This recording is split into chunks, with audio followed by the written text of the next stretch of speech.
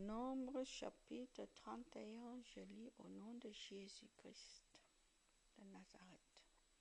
Les Israélites attaquent les Madianites. Le Seigneur dit à Moïse, va punir les Madianites à cause du mal qu'ils ont fait aux Israélites. Après cela, tu quitteras cette terre. Alors Moïse dit au peuple, certains parmi vous doivent prendre leurs armes.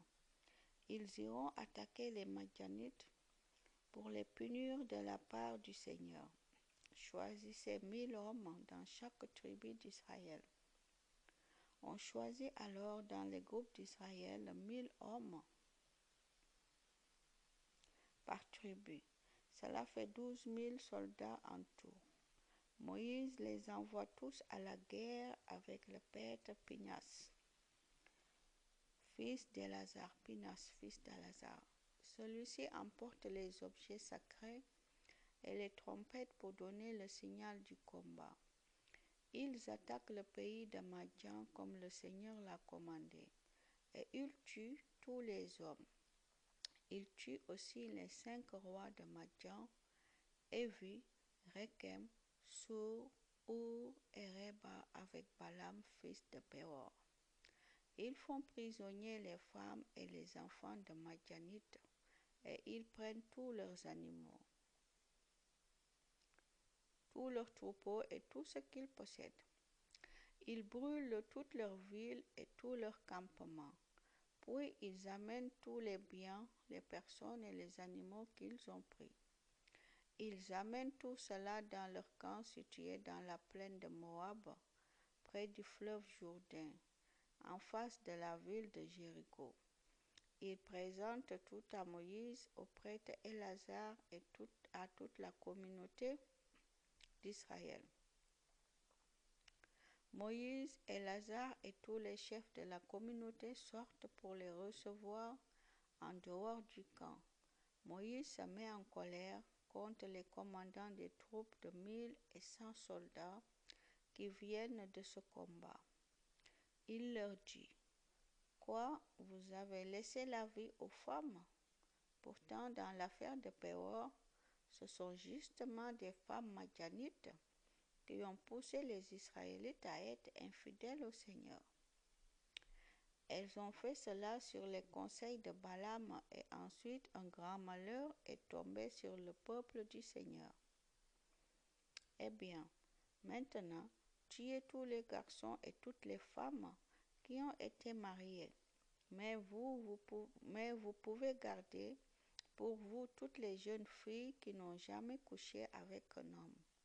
Tous ceux parmi vous qui ont tué quelqu'un ou touché un mort doivent rester 7 jours en dehors du camp.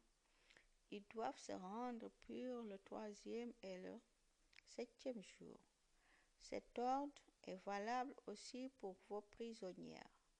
Vous purifierez aussi les vêtements et tous les objets en peau, en poil de chèvre ou en bois.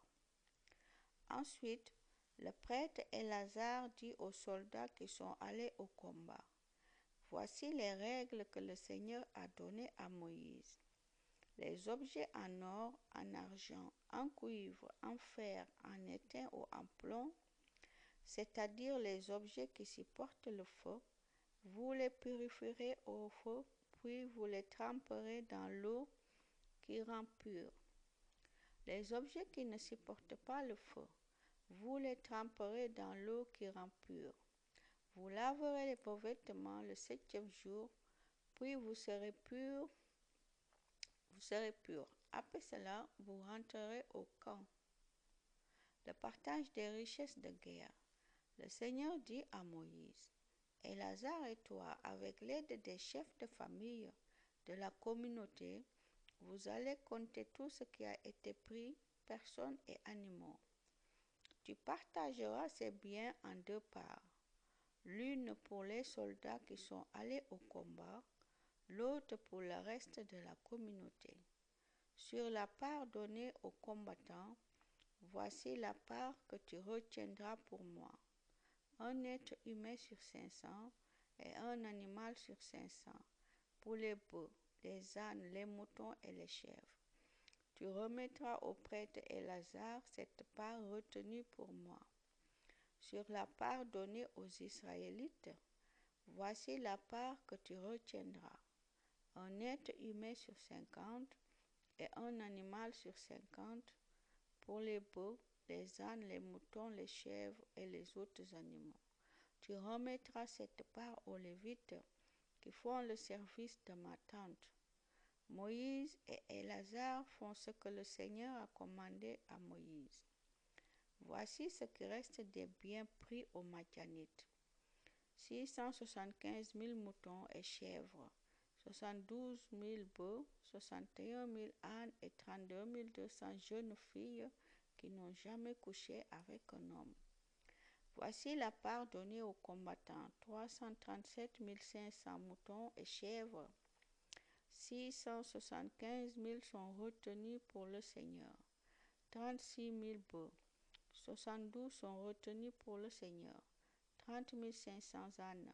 61 sont retenus pour le Seigneur. 16 000 êtres humains. 32 sont retenus pour le Seigneur.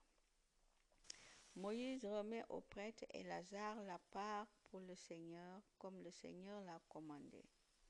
La part donnée aux hommes israélites est aussi grande que celle des combattants.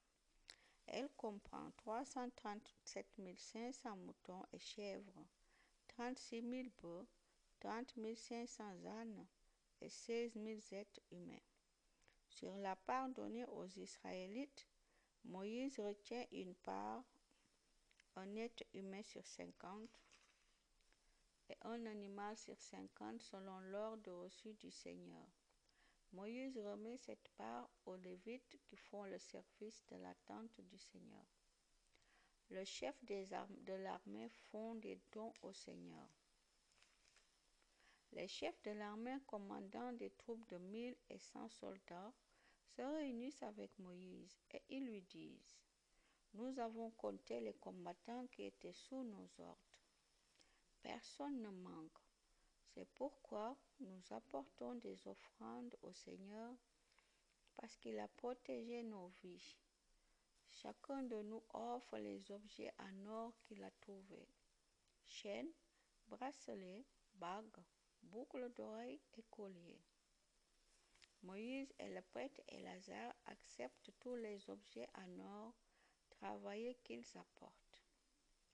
Le poids total de ces objets offerts au Seigneur par les chefs de 1000 et de 100 soldats est à peu près de 170 kilos. Les soldats gardent chacun pour soi les objets qu'ils ont pris. Moïse et Élasar mettent tous les objets en or offerts par les chefs militaires dans la tente de la rencontre pour que le Seigneur se souvienne des Israélites. Amen. Gloire à Dieu.